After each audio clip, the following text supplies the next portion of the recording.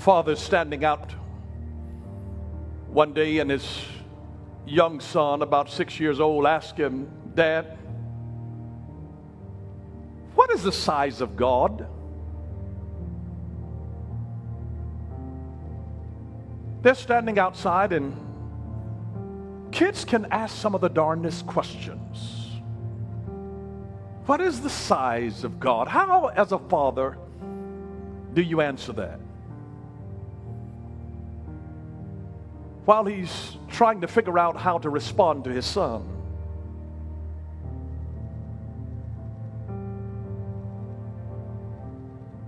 he's looking up, as we often do when we don't know what to say. And he sees an airplane.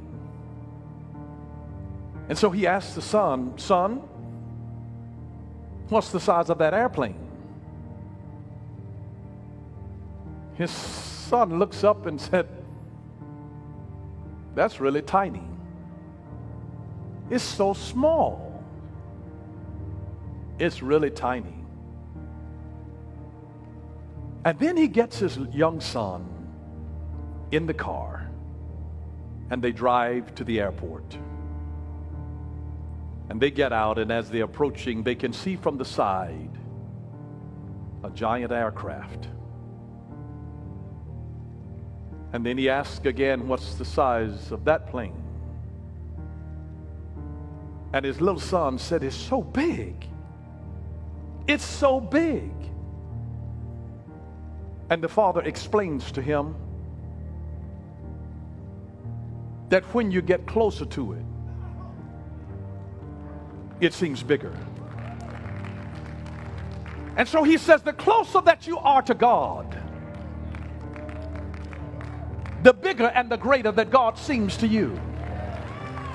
The farther that you are away from him, the smaller that he seems, and you begin to doubt what all he can do. And this is why the Bible says, draw near unto God, and he will draw near to you. And as you draw near to God, it begins to embolden you with a faith that with God all things are possible, because you see the greatness of God. If you're closer to God than you are towards your problem, then your problem begins to diminish, and God looms over your problem. But when you're too close to the problem, or to the person who is the problem, it obscures your perception of God. And the answer is to draw close. And sometimes we just need to get close to it, so that we see that my God is enormous. He's the one that spat out the 7 seas. He's a huge God. And the closer that you are to him, the bigger that you realize that God is. He is enormous. And your problems are minuscule